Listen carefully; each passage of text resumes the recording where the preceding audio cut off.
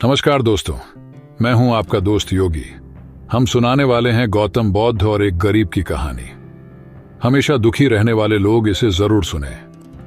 एक समय एक गांव में गौतम बुद्ध आकर शरण लिए हुए थे। काफी लंबा सफर तय करने के बाद बुद्ध थोड़ा आराम कर रहे थे, परंतु लोग इनसे अपनी समस्या का हल मांगने हमेशा पहुंचे रहते थे। ऐसे में जहां भी वह रुकते वहां लोग लंबी कतार में जमा हो जाते और उनको अपनी समस्या बताते और बुद्ध उसका समाधान करते। उसी गांव में एक सड़ी डीडीएचक के थोड़ा किनारे पर एक भिखारी बैठा करता। वह यह रोज देखता कि लोग अपने दुख दर्द और अपनी गंभीर से गंभीर रूपी समस्या को लेकर आते हैं, और जब वहां से जाते हैं तो उनका चेहरा बेहद खिलखिला रहा होता है। वे मुस्कुरा रहे होते हैं और नए जोश के साथ भरे दिखते हैं। भिखारी के मन में यह विचार आया कि क्यों न वह भी बुद्ध के पास जाए, उन्हें अपना हाल कह सुनाए, परंतु वह डरता था। इसके बाद एक दिन गहरे चिंतन के बाद वह भिखारी बुद्ध के पास गया।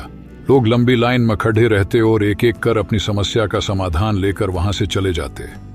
ऐसे में गौतम बुद्ध के चेहरे पर सदा मुस्कान रहती और वे हमेशा इसी तरह समस्या का हल बताते। भिखारी भी जब उनके पास पहुंचा तो उन्हें प्रणाम करता हुआ बोला, हे भगवान, इस जगह पर सारे लोग खुश व समृद्ध है, पर मैंने तो ऐसा कुछ नहीं करा जिससे मेरे को जीवन का दुख झेलना पड़ रहा है। फिर मैं इतना गरीब और निर्धन व्यक्ति क्यों हूं?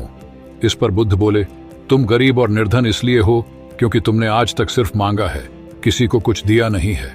तो वहां खड़े लोग सब हैरान रह गए और सबके मन में यह सवाल उठने लगा कि यह गरीब किसी को क्या दे सकता है। इस पर गरीब भिखारी ने बोला कि भगवान, मैं खुद भीख मांग कर गुजारा करता हूं, भला मैं किसी को क्या दे सकता हूं। भगवान बुद्ध थोड़ी देर चुप रहे, फिर चुप्पी तोड़ाकर बोले कि तुम्हारे पास बहुत कुछ है देने को। ईश्वर ने तुम्हें बहुत कुछ दिया है बांटने के लिए, जिसमें सबसे पहले तुम्हारे यह 2 हाथ है जिनसे तुम लोगों की मदद या सेवा के लिए इस्तेमाल कर सकते हो। तुम्हारे पास मुस्कुराहट है जिसे देकर तुम दूसरों में नई ऊर्जा का संचार कर सकते हो। मुंह से 2 मीठी बातें बोल सकते हो। ईश्वर ने जिसको यह 3 चीजें दी हैं, उसको कभी कोई निर्धन और दुखी नहीं कर सकता है। निर्धन होने का विचार तो सिर्फ हमारे मन में पनपता है। ये एक सिर्फ भ्रम है जिससे तुम्हें उभरना चाहिए और अपनी जिंदगी की नई शुरुआत करनी चाहिए। आशा करता हूं ये कहानी आपको जरूर पसंद आई होगी। चैनल को सब्सक्राइब कीजिए ताकि ऐसी कहानी हम आप तक पहुंचा सके। धन्यवाद। आपका दिन शुभ रहे।